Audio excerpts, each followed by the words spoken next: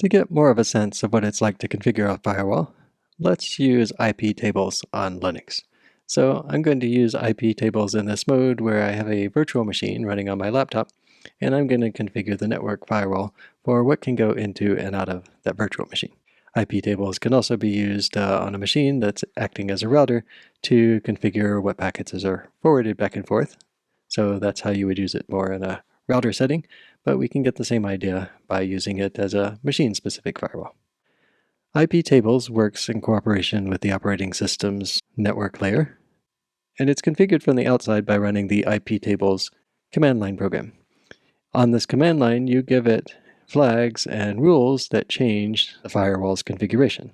So, for example, this would append a rule that's about input packets, saying that packets in the TCP protocol that are destined for port 80 on the local machine, those should just be dropped.